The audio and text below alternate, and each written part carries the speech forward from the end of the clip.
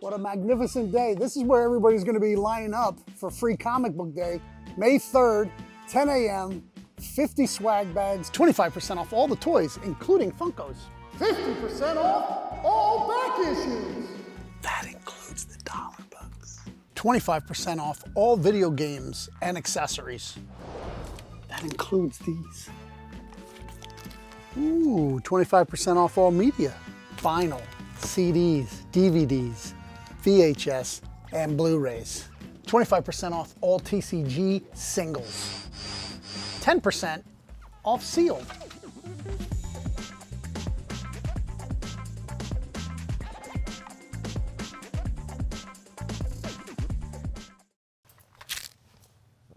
We're getting there, hold on. All right.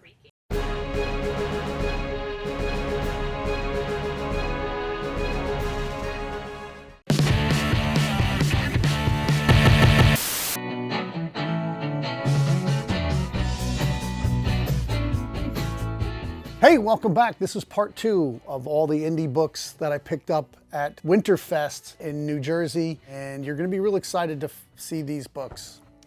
Then we had super indie. So at Garden State, they had the guys from, well, it just happened to be 2 guys. It was only 2 of the students from the Joe Kubert School of Art.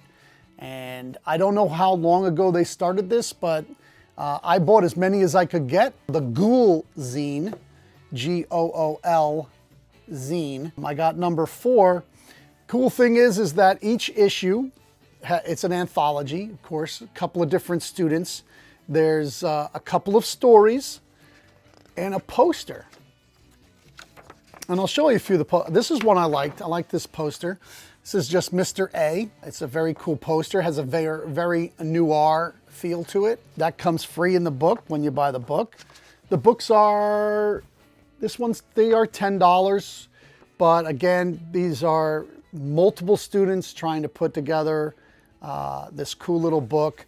It goes through in the front indices and goes through all the art, who was the artist and the writers. Some of it's very early. That's another thing, is you're going to get some artists who could be working in the business now or could be working in the business 5 to 10 years. Some people, it takes a little while for them to find their style. They may end up being more of a writer than an artist, or they might end up being more of a cartoon style. But there's definitely some stuff to check out in here for sure. One of my favorite ones, and like, I'm not a big anime guy, right? That anime style, but man, I really dig this Zelda photo this guy drew. Oh, good. I don't know who drew it. It just has it's a one-word L-E-N-A-Z. Really, really cool piece of art in that. I've been trying to write these names down so I can start trying to track them down and follow them of what they're doing. Another good Zelda. Right? So these are really, really cool. These Gool books. I want to show you this Breaking Bad cover. This is Gool number 5. Just really cool. Like this whole thing, what they're doing to make it have a different feel and their own part of it. So they've been having like this blood penetrate in a few of the issues. And it's got flashes of, it's a little Liefeldy. If you can see, this character here has a feeling of the 90s Liefeld characters from Image. That's number 5. Let me give you a quick look at the poster, because I was really impressed by these posters. This is really cool. This is like an old poster that you'd find hanging in an office, hanging there. Just their version. Number 7. I didn't ask them if they continued to print these or not. It does say that they don't need the permission of the artist to reprint them. In there, they may be reprinting them for conventions and for collectors. They might not be too hip to that. I just digged. Dug is the word. Yeah, this is another one of the posters I really like. This is the hand. you know, so you can see some early creations and character development from students from the Joe Kubert School. This is one of my favorites, is this number 8. So this one, it's in a couple of the books. It's called Psychic Damage. Again, you know, another thing, a reason I fall in love with it, all this black and white stuff. But it's kind of a horror themed, really cool. Then the chibi on the cover, and then we got a nice Frankenstein on the back. Really good Frankenstein. You know, these are things that you're not even thinking about, but you're putting some money in the pocket of some starving new artists that are, you know, going through school, probably paying their own way. But these guys might be, you know, this might be some of their earliest works, which would make it cool to pick up. Because not only, all right, so let's say they just keep reprinting it and the value of them because they keep reprinting them is not there. But what you can find is artists that you can start to follow early on in their career and get maybe some of their first works in Marvel or DC or Image, or their first work in any other imprint. There's so many. That's the other thing is that if you have a flavor, these anthology books are great because it's going to have something that you like, and it's going to introduce you to a whole lot of other stuff that maybe you didn't know you liked until you've seen it. This super clean black and white stuff, going from like really well drawn, right, to this kind of cartoony, all on the one page. Paneling's maybe a little simple, but man, some great, great stuff. And then of course, you know, what I was talking about before, this guy is still doing his character here. It's very Deadpool, but also, was it Night something? There was a bunch of characters in Image that looked like that with the ponytail out the back. And this was number 10. This was the last one that they had, and this is kind of cool.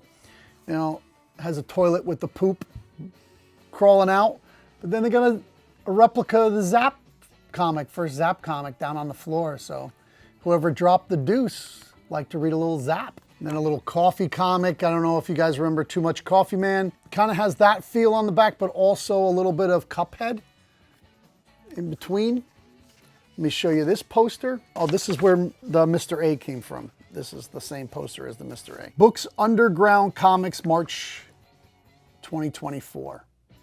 So there probably is a lot more issues since then. I also got these two comics from them. And these, I believe, these aren't anthologies. This is Nightmare Nexus. Got Shotgun Monkey. It looks like it is an anthology. Here's Shotgun Monkey. And the art in this is really good. Has the artists that are starring in the bottom here. It's awesome. So they have the artist and then all of her contact information on the inside with her website, her Instagram, some really, like into some really horror stuff. But this is the stuff that gets me excited and keeps me interested in comics, is seeing how many young people are trying to make comics. And they may not be trying to make the comics you like, but they're trying to make comics, right? And this is the true lifeblood of the comic industry, are the people who are out there making their own cool books. This one is just called War, December 2024. This one also comes with a poster. Very Sergeant Rock feeling dude. And this book is also an anthology. It has some cool war stuff in it. The back has a cool war book picture on it. Oh, the other thing I didn't mention about it, in the very back, it has small interviews with the artists. So you can get to know them a little bit about maybe their influences, what books, here's speaking of those people who are some of your other influences. And then it talks about what their favorite book was. And these are how you connect with these artists. You know, they may love the thing that you loved that you didn't think anybody else loved. These are really cool. If you can find them, I would go back out and get them. Like I said, I do believe they do have a website or at least an Instagram for this. I will find it and have it in the description, I thought I had it in the bag with all these books, but it was not. There's something to get back to the love of comics. This is the kind of stuff that will really make you fall in love with comics. Discovery. For me, that was comics. When I started reading Swamp Thing, you know, nobody that I knew was reading Swamp Thing except my two other buddies. But everybody at the comic shop, when you go to the comic shop, Swamp Thing, you know. And I read a lot of Sergeant Rock. I come from a military family, so all the war books were like GI Combat. Not the Marvel war books, but I definitely read a lot of, I can't say all, but a lot of the DC war books, and they had a lot. This is the kind of thing that will re-energize you. If you felt like you didn't want to collect anymore, or the comic industry was going in another direction, go out and find just some real indie books at a convention, or through Instagram, or through watching a YouTube channel who tells you about it. You know what I always say? Keep reading comics.